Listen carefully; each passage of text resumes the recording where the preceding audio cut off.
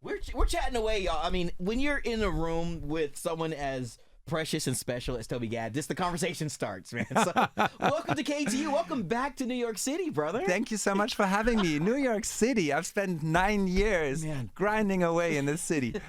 And you still have the smile, which is the most important part, man, because sometimes this city can be tough on us. Well, New York kicks ass. It does. Do you miss it? Let's start there. Do you miss the city any? It was brutal. I mean, when I came to New York in the year 2000, I was a nobody. And you just realize, even though I've had songs with Milli Vanilli and some things in Germany that people should have known, nobody cares. In New York, nobody cares. Yeah, that is a truest statement I think I've ever heard, is that there are so many celebrities, A-listers, who just walk the streets around here, and it's just like, oh, whatever. I had to start from zero. I put little posters on the on the traffic signs. I'm a young producer. Do you want to work with me? That's how I found my first artist. So for those who don't understand and don't know what your legacy is, you have been behind some of the biggest and the most iconic songs on the face of this earth. You talked Milli Vanilli, but then we're talking the likes of, I mean, gosh, man, John Legend, the John all Legends, the Beyonces, I mean, the list goes on and Madonna, on. But it starts with your heart. So where, when you were 7 or 8 years old, when you were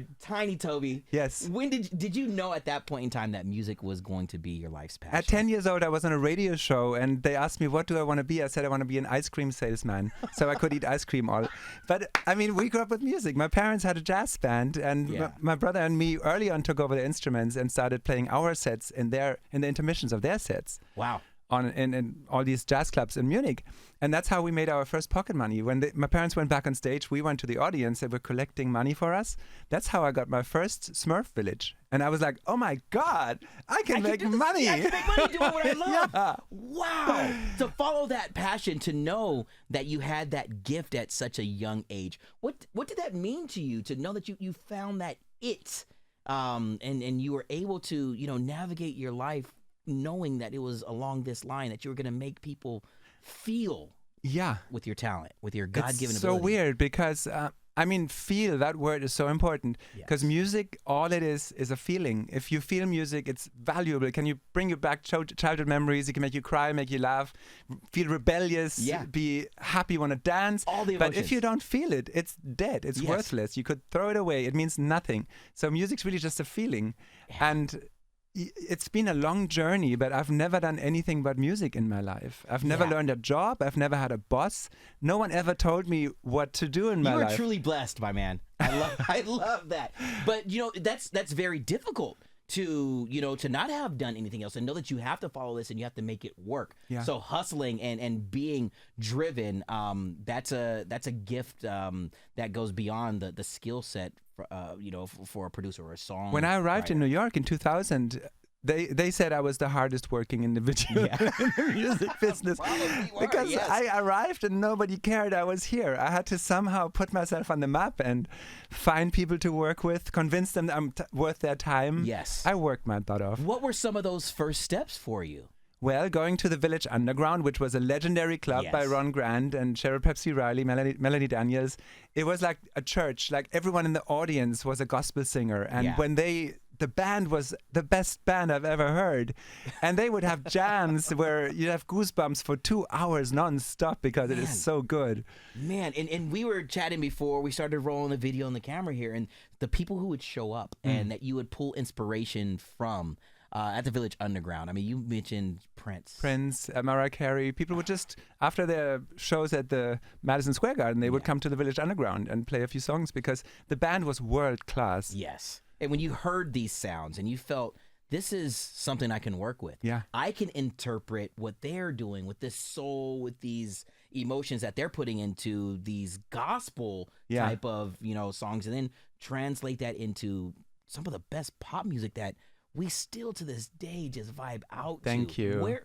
How does that work? My brain works differently. I press play on your songs, but creating them is different. How do you connect those dots? It was spiritual, that journey. I mean, in 2002, I had the chance to get in the room with Fergie, and at the time she just left Wild Orchid. That was before she joined the Black Eyed Peas. Yeah, before the Peas. And she came in the room in tears, and I was asking what's wrong. She just got out of rehab from a meth thing.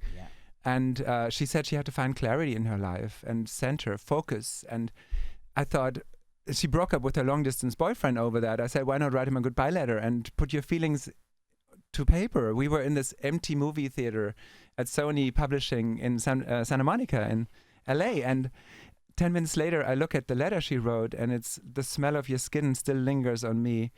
You're probably on your flight back to your hometown. Fairy tales don't always have a happy ending, do they? And I got the chills. I got the guitar out, and I said, can you sing this? Just you reciting those lyrics, those poetic, that first poetic verse. Instantly, my brain goes to the sound of it, and it's what music is meant to do. So for you to catch that and to know that can become a song, that is truly beautiful. It really made me feel something. And then I played a few guitar chords, and she sang it in a very unorthodox way, like how the song is written. It's not your typical pop song. Oh, by the way, for you guys, if you didn't pick it up, that's Big Girls Don't Cry.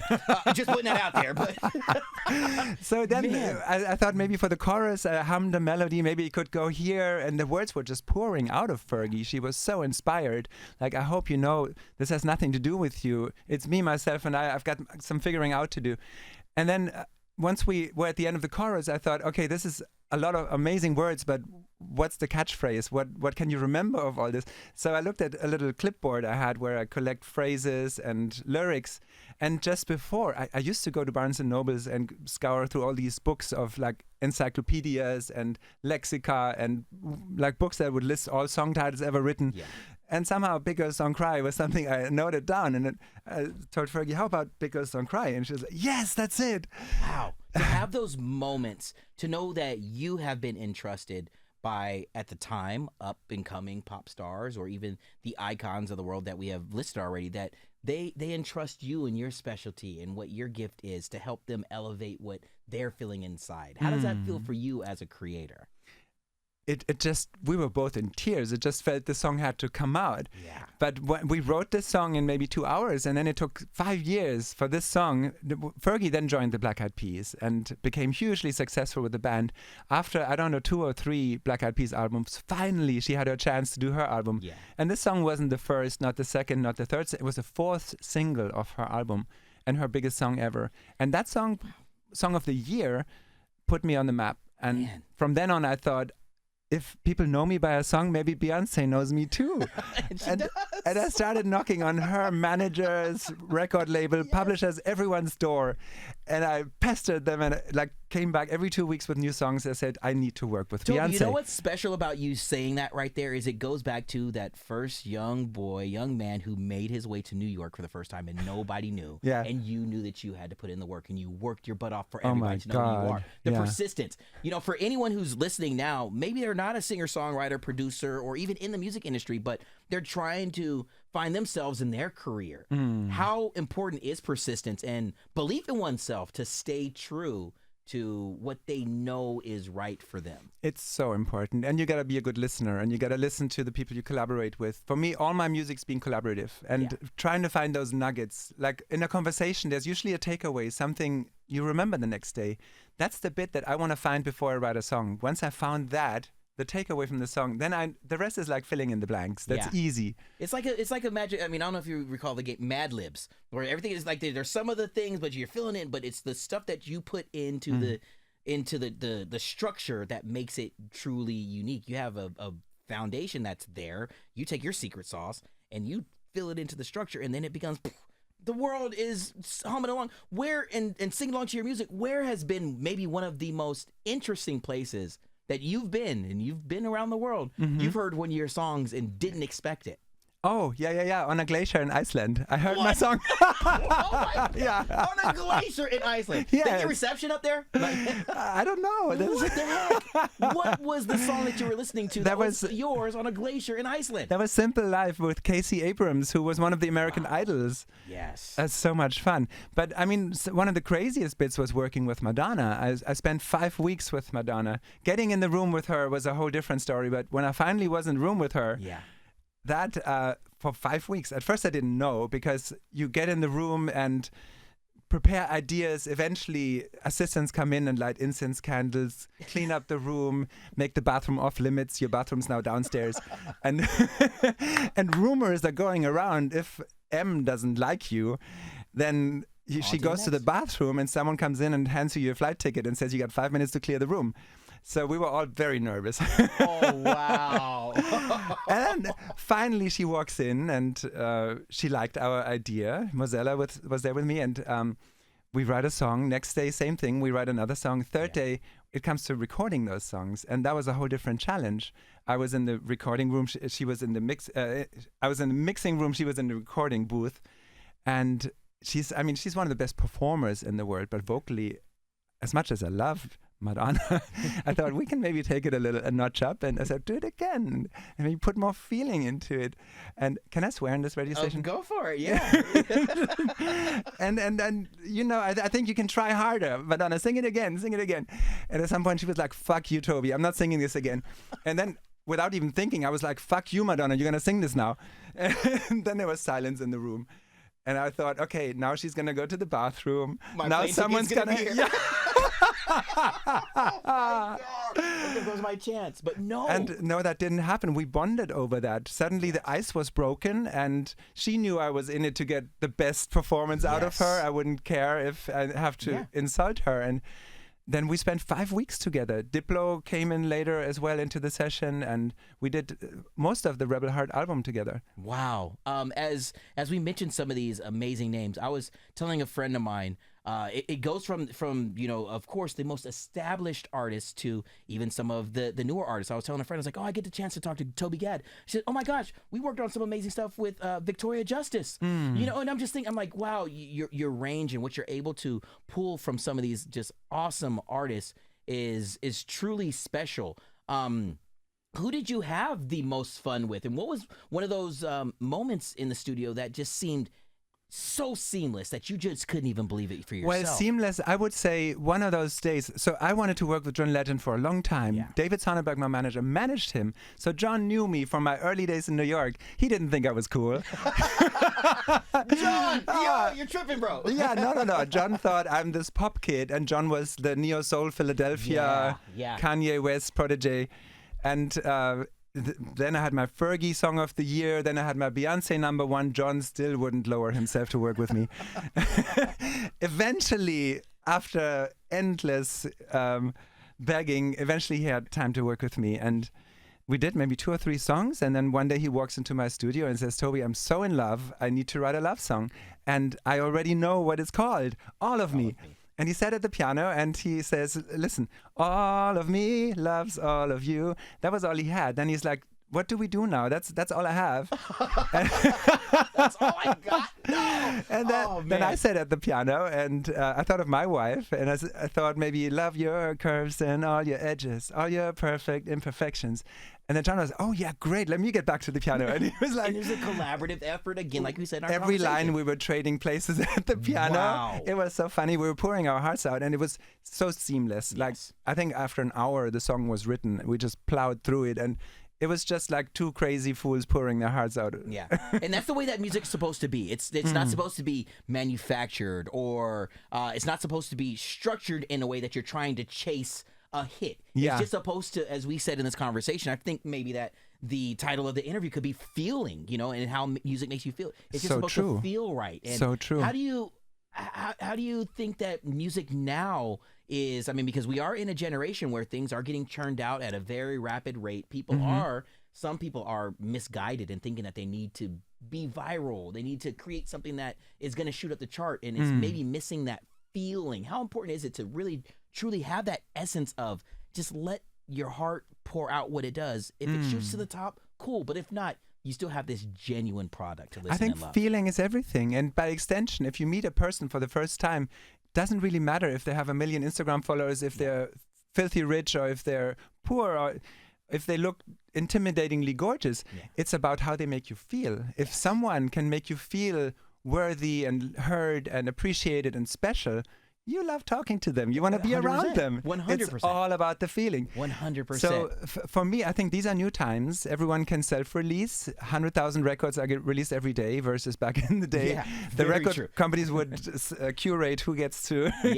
maybe 10. But I've come to a point in my life where I'm reflecting on my songs. I was a judge on German Idol 2 years ago, and surprisingly, the contestants auditioned with my songs and wanted to hear the stories of the songs. So I had the idea of passing the torch to the young talent and re-recording these songs with talents of today, which I've done now. I've released an album called Piano Diaries. Piano Diaries, yeah. And I'm that in July last year we released the first 8 songs, and in March this year I'm end of the March 28th.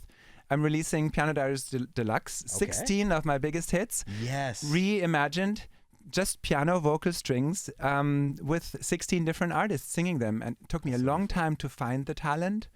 For every song, I had to find someone where I felt the voice would bring a new light to this song. Where you felt the voice. Yes. Exactly. Where I got that feeling. Where you got that feeling. Also, we were chatting about, you're here in town, you were working with the writers and creators for your book. You got so many things you're spinning so many plates. Yeah, on Friday. Talk about the book, man. Well, Friday I'm doing a masterclass for Harvard. And the book, there's a whole idea that came along. Well, after I did German Idol, I released a book in Germany about my life, in German. But now this is the English book. Yeah. I hope by the end of the year it's finished. It's going to be an inspirational coffee table book with anecdotes of also guests from my podcast. I have a podcast called Songs You Know that is going viral right now. And I'm interviewing people behind the hit songs on the radio. I told you, you got a new follower from me. I mean, I'm diving in today. We're talking about the story and the rise of Adele. We're talking about hanging out and why Fred again. His boiler room is iconic. Yes. You know, talking to Tedder about Apologize and One Republic. For you to have these amazing creator friends. Mm-hmm.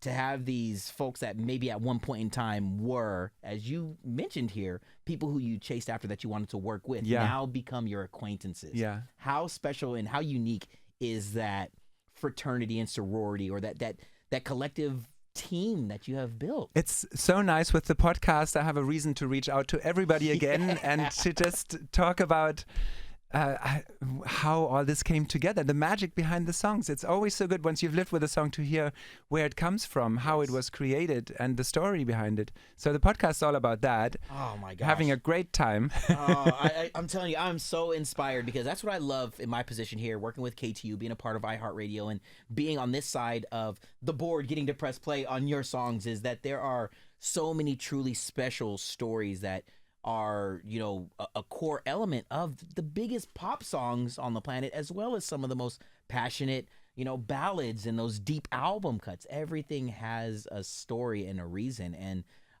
if I can do my part just as you to help that person bring out that emotion, so that way it connects across the globe, we're lucky, man. Well, you're bringing out emotion with me. I'm so happy to be a guest. Yeah, this is like the coolest thing ever. When I got word that I was like, yo, you get to sit and talk to Toby, I was like, what? Like, seriously. I mean, it's really inspirational to know those people who truly, genuinely, and not that I have ever met anyone who doesn't, but to really sit face to face and to feel that energy, because it's like, yes, I'm doing what's right. You know, I'm pressing play on a purposeful song. That's the feeling I was following when I first came to New York in 2000. It's that feeling where you feel, okay, this is my path. It was very spiritual. Everybody I met led to something else, and such a long journey. And there's more to go. The journey is not pausing or slowing down anytime soon, right? No. Okay, yeah. So here we are. As we put a bow on the conversation, the rest of the year is ahead of us. I mean, we talked about the book. The pod is still really doing well. What else does 2025 have in store for you? Well, for me, I'm an artist now as well. By reimagining these songs with new artists, Piano Diaries, this project, you can go to Spotify, listen to all of my songs in a Piano Diaries version with a new singer of today, like Big Girls Don't Cry with Victoria Justice. Kelly Clarkson liked it so much she invited us to her TV show, and we performed it for Kelly Clarkson. Oh my gosh, yeah. Dude. And If I Were a Boy with Angelina Jordan. She's 19 now. She's an anointed, incredible artist. She sounds a bit like Amy Winehouse meets Adele. Incredible voice. She did If I Were a Boy with me, and she transformed that Beyonce song and added something very new to it. We performed it a number of times in London and in LA, and I have so much time now being on, so much fun being on stage with these talents. I have no time. It's no time, but the fun is there. Yeah. But lastly, I'm gonna hold your feet to the fire, Toby Gad, because you are exquisite when it comes to musical taste. 3 artists that absolutely get your stamp now, today, 2025. Who are you loving? You mean musicians of today, or could it be anybody? Musicians of today, maybe. Of today, like because I would have recently said Keith Jarrett, Nusrat Fateh Ali Khan, and Ravi Shankar. Forever. Those are your forever favorites. Kind of people I love listening to forever. Yeah. No. Today. They get an automatic pass. Okay, those are expected. I would say Chapel Roan, because I listened to her album from 2018. That album blew me away, and she has so much depth to her, and such a true soul. I think Chapel Roan's gonna go a very, very long way. Okay, that's one. All right, got 2 more. Who else are you loving? Is there anyone else? 2 more. That's so difficult. I had to do it, man. The rest of this conversation was fun and chill. That's really, really hard. All right, so let me ask you, what if I toss out some of my favorites? Yes, please. Do you agree if I say Ray? Ray, yes, 100%. Yes. But she's already up there. She's not one to discover. She's already gotten all the awards. Okay, all right. So Ray, Ray gets. Love Ray. Let me see if I could throw one more artist out there. Someone that, gosh, man, that I really was. Let's go with a rising and budding pop star, Benson Boone. Benson Boone. I was gonna say Leon Thomas. Leon Thomas is one of my favorite albums, dude. Yes. This is why I knew I love this guy. Yes. And shout out again to his connection.